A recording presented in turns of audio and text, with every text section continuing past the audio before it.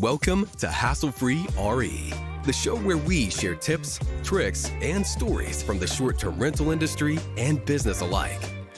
Hosted by Dave Minapace and Will Van Wickler. They'll help you navigate the exciting and ever-evolving world of short-term rentals.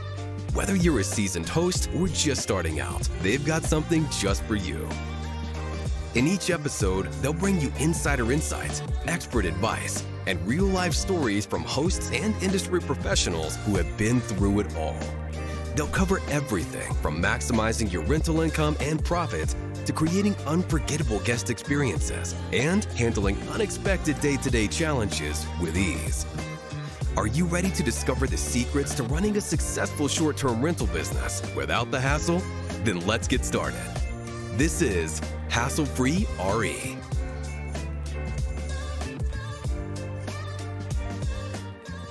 Hello, everyone, and welcome to another episode of Hassle-Free RE. I'm Dave Minapace, president of the 5-Star Co-Host and Launchpad Consulting, here with my man, Mr. Will Van Wickler, New England's #1 short-term rental real estate agent and kind of climbing the ranks overall real estate agent. How we doing, man? How's your week been? I'm doing great. No, back in the swing of things. It's Monday was odd. It was a holiday, so everybody was shut down. We were still grinding, looking for deals, but things are good, man. How are you? Oh, dude, I'm doing great. We're putting the final touches on properties that we're launching for the winter. And it's been fun, properties that we're managing, but also properties that we're doing consulting with. I think we have 4 launches happening for our consulting clients right now with some just top-notch properties, particularly in the Sunday River market, as well as a few other scattered markets throughout the country. And it's just fun. Like, it's fun giving the keys back to somebody and saying, like, have at it. Your business is ready to roll. So we've been having a blast doing it and partnering with a lot of homeowners. What was cool is I had an in-person closing, which is like very rare in my line of business. And Yeah. local clients buying a short-term rental and consulting with you. And he was just like, he's like, it feels so weird to have all the information going in instead of having to fumble and kind of learn. And like, it's like you're riding a bike, you fall. He's like, I feel like I know exactly what I need to do. And he's like, I was really getting into these Price Lab videos. I'm like, that is how you get somebody hooked right there. You give them the information, they get fired up, and then they crush it and they want to scale. So Totally fires me up. Yeah. I know it's fun. Usually 6 months to a year after we launch somebody, it's really typical to have a conversation about how to structure deals, how to bring in other investors, how to buy more. And it's just a lot of fun, So, well, without further ado, we had so much good feedback from our last recording that we did on Sunday River and what to know before buying in Sunday River that we want to expand a little bit. There's usually several different types of vacation markets. Last week, we really focused in on the mountain market, Sunday River. Don't buy a short-term rental in Sunday River until you watch that video. Today, we're going for a beach market. And this one is one of the more popular beach markets in New England, particularly north of Boston. It's Old Orchard Beach, baby. And it's been around. It's been a vacation market for a very, very long time. I know that you're stationed around there. So why don't you spell out the agenda for our listeners today? Yeah. So we're going to go over everything you need to know about this market and why you shouldn't buy in the market until you watch this video. So we're going to hit on why this is a great market, what the Airbnbs look like here, the amenities, what works, what doesn't, special considerations, and then hit on location. So without further ado, we'll hit on why Old Orchard Beach. It is one of the best beach markets in New England, in my opinion, and it's because of the location, right? So last week, if you remember, we talked about location. For Sunday River, it was easy access to Boston, easy access to large metropolitan areas. And guess what? The story is the same in Old Orchard Beach. And that's really fact that you'll see in a lot of these drive-in destinations is location's number one. It's how you get there. So it's very easy to get to. It's about 15 minutes away from Portland. It's about 5 minutes away from my office in Scarborough. So I got to shoot down there later. Was telling Dave, it's really easy to get to. It's right off the highway. Guests from Canada go there because it's easy to get to. Massachusetts, New York, everywhere around New England. And guess what? It's been a destination for over, 100 years, I'd say. It's one of the oldest short-term rental destinations in the country. So repeat visitors are coming in, driving here, and they love the market. And the other thing I'll say is because of where it's located, it's consistent, right? So it's the same summer traffic every single year. We're not seeing these waves. We're not seeing these crazy hurricanes that are disrupting the market. And that's really because of its New England location. So awesome location. And that's why so many people invest in the market. Absolutely. And the beach there is vast. It is very large. It goes right down into Ocean Park and Saco. So it's just, there's a lot of space there on the beach, right? It's not one of those 7 miles of sand. Yeah, it's really amazing. And then not to mention you have the pier there, which has a bunch of activities for kids, families, and adults. Plus, in Old Orchard Beach alone, you have dozens of amazing restaurants, maybe even hundreds, all which are within walking distance. So you can leave the car parked and go enjoy your vacation. But one thing you also touched on that I don't want to let fall through the cracks is that it's 15 to 20 minutes outside of Portland, Maine. Now, Portland, Maine, most people have heard of it. Amazing, amazing city. Portland, Maine has some pretty tight restrictions on short-term rentals. So the types of homes that you can rent in Portland are really stuck in these multifamily homes. It's almost like sort of a substitute for a hotel, which there's amazing hotels in Portland, of course.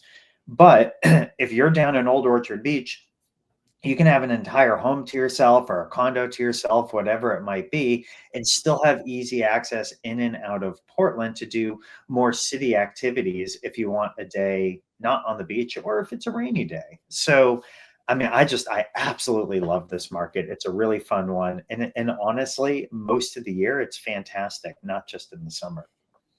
And it's been here for a while, right? So we're not going to see regulation, right? Regulation pops up in these new markets where if they don't want short-term rentals or really they don't fit in there, it's a short-term rental market. It's a short-term rental destination, and it's not built around hotels, right? There's small mom and pop hotels, but there's not a Hilton, right? There's not a Ramada, right? These are small boutique style hotels, pretty old, original ownership likely, and then it's based on short-term rentals.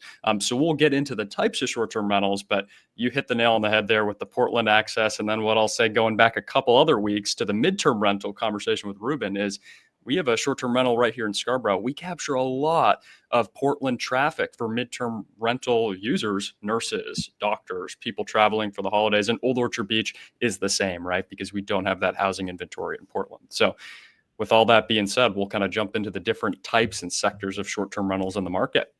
Yeah, let's hit it. So what are the 2 or 3 different types of we'll call it home avatars or home types that you see renters renting in Old Orchard Beach?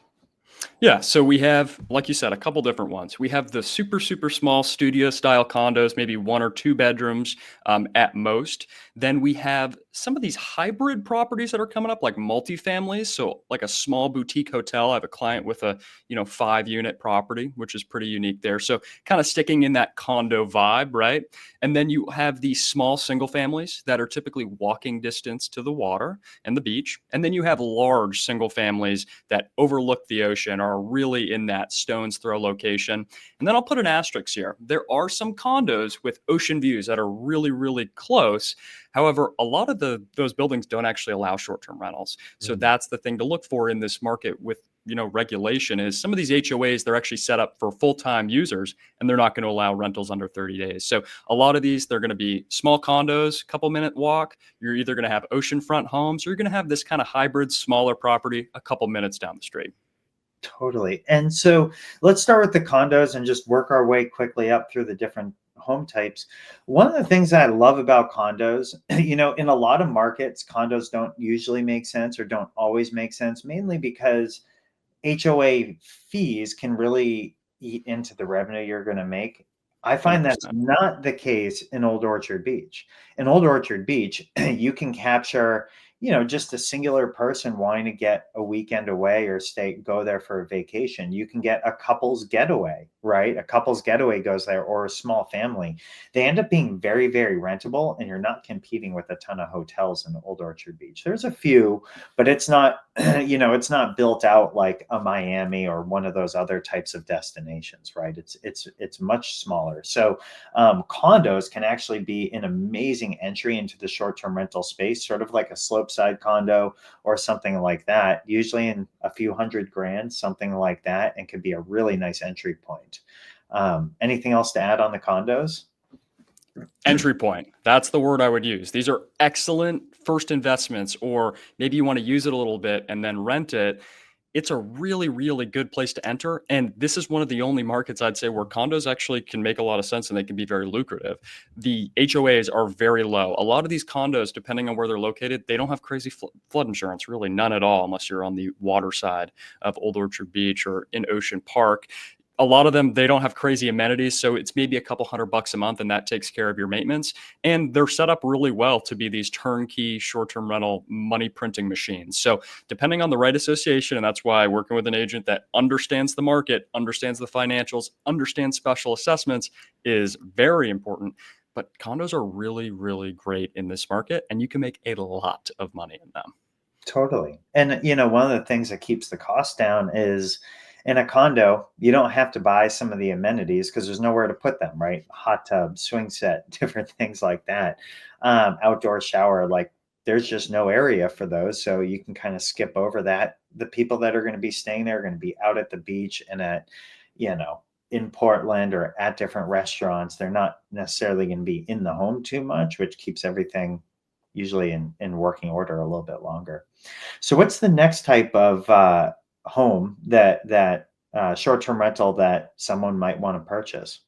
Yeah, let's talk about the starter home, if you will. So these Yeah, are gosh, back when I started in real estate, they were like $200,000, but yeah, now I'd say 350 to 550, single family home, 3 to 4 minutes away. I always say over the train tracks a little bit, but very short walk, very rentable properties. These are going to be 2, 3, 4 bedroom homes, small backyard, pretty similar to what you could probably imagine Cape Cod is like, right? Similar to your house, probably, where you can have a backyard, you can have a small hot tub, you can have a small fire pit. And these are awesome short-term rental properties because you can start to amenitize them without having huge capital expenditures of lawn mowing and things like that.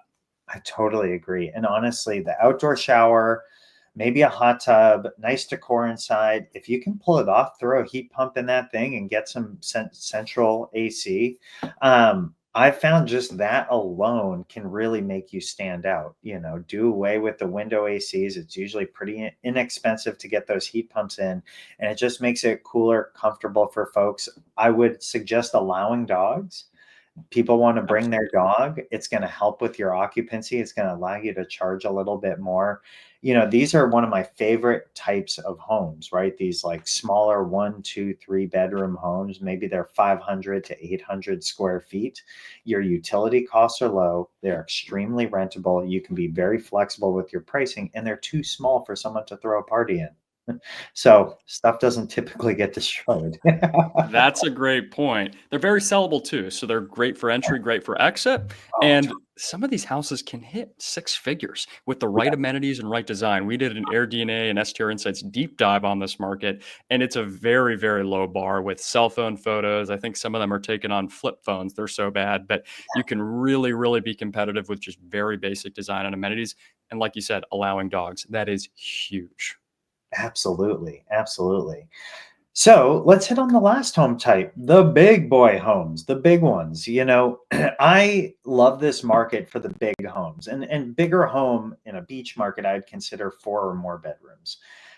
What's really neat is that if you go for beachfront, which might be a little north of Old Orchard or a little bit south, if you go beachfront or one house back, you can still accomplish this in like $1 million to $2 million. Now that might sound like a lot, but when you factor in the revenue, which can be almost up to 250K, ends up being a pretty good ROI. You just don't have a big buyer pool that's willing to to take their shot at a home like this, but those types of homes do really well. Or if that's too much and you want to stick more probably in that like 700 to 1,000 to 1,000,000 range, I would go for more of a 5 bedroom, but it's allowed to be a quarter mile off the beach. You just want to make sure that there's a safe way for folks to walk to the beach with the wagon and kids. So not crossing any main streets, anything like that. Usually straight back off the beach will do. What do you think, Will? Absolutely. You hit the nail on the head again. It's very similar to these other beach markets where if you don't understand the geography of how people get to the beach, you're going to have a bad time, right? But if you are in the right location, you don't have to cross a busy street, which could make or break a property, you're going to be in good shape. And you can be a quarter mile away because there's not a lot of these super large properties that can house this many people. So if you have that, there's not a lot of competition, which is awesome. And like you said, the prices are really reasonable when you think about beachfront property. And then to hit on flood insurance, which we haven't really talked about, there's really not a lot of properties that are going to require it because a lot of the geography is very, very high up. There's some lower parts in Ocean Park, which is a part of Old Orchard Beach, but we're not seeing a lot of destruction and flooding like you are in other parts of the country, which is super, super helpful. So this kind of sector of larger single family homes, whether oceanfront or very close to the ocean, is a very, very lucrative category. Totally. And yeah, this is one of my favorites. If you're not on Cape Cod, which is really expensive real estate, I honestly feel like Old Orchard Beach, you can't go wrong with it. Again, proximity. There's really 3 different types of homes that you can choose from based on your price point and your goals. And I've never seen a slowdown in demand in this market. Have you? No.